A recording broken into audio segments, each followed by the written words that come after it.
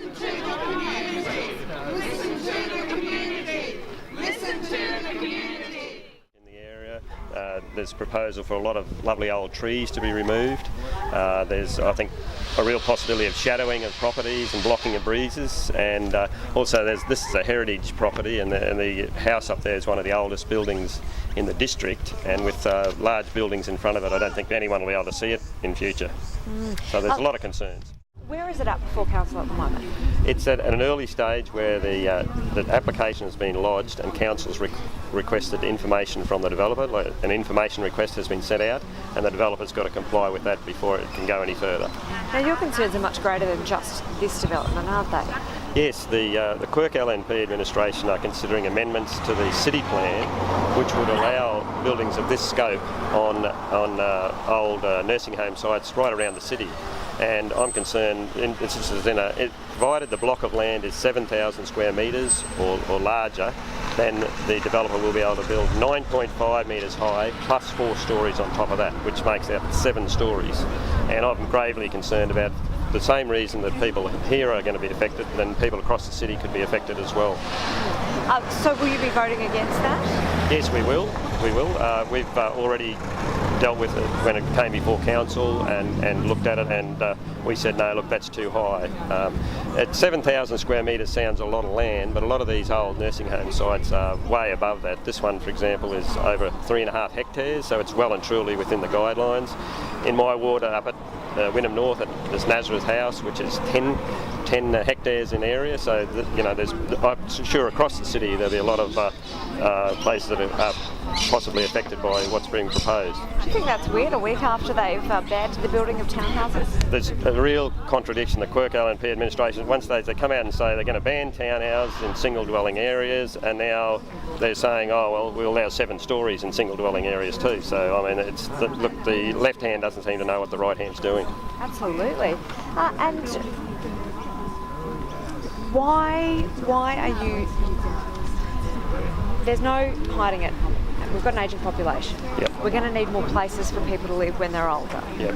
How do you balance that with what's happening? Yep.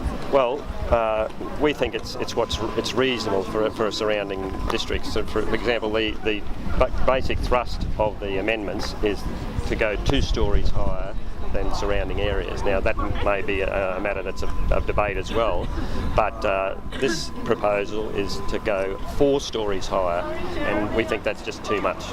It's too much. What would you urge your fellow councillors to do when this comes before council?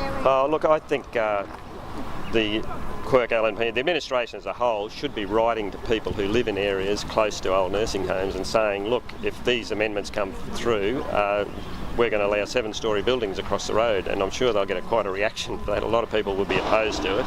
I think that part of the proposal needs to be scrapped.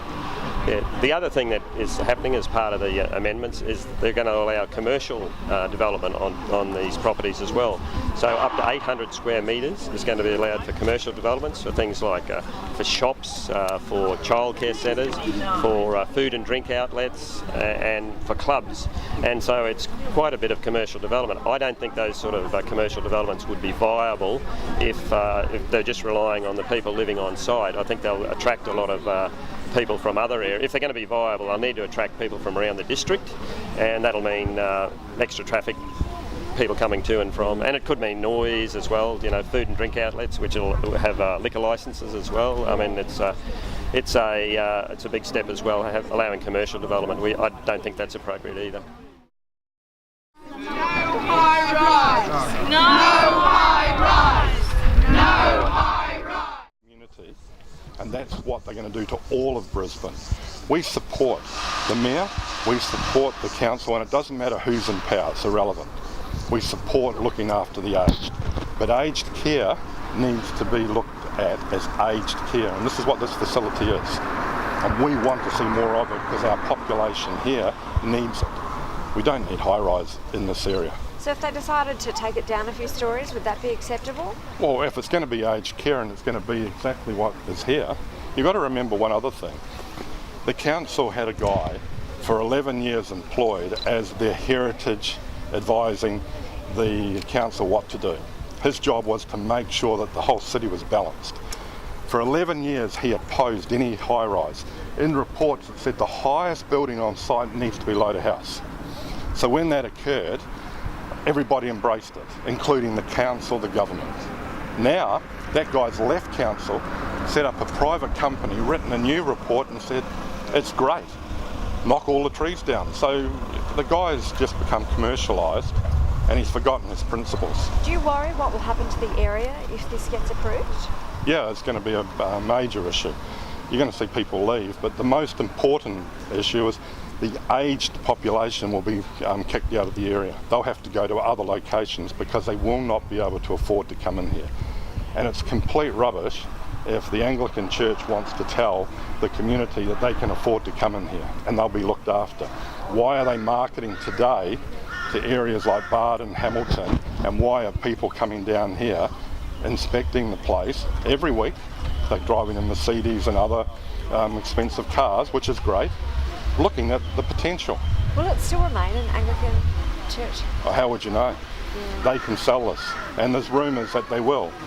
They say what they say and what's fact are two different things.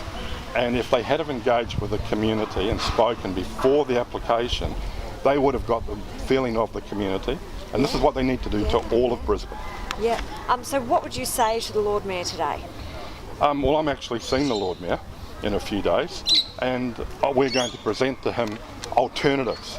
You can't go to a council, you can't go to a government and say we've got a problem and walk away and say fix it. That's irresponsible. We're going to go and say to the Mayor and everyone else, here's the alternatives for what you're planning. This is what the community really wants. And if you look around Brisbane, and everyone listening to this today around Brisbane needs to get online, check it out, and look at the amendment package, because anywhere in Brisbane, a developer can come in, level an area, build aged care retirement villas and put up 5, 6, 7 stories. How do you feel about that? If you didn't have a say. You've got to have a say, and the council's got to pull back on this a little bit and get more balance into it. And I think the Mayor's a reasonable man, but I think he needs to make sure that developments like this don't go ahead when they're going to destroy. Save our trees! Save our trees! Save our trees! Save our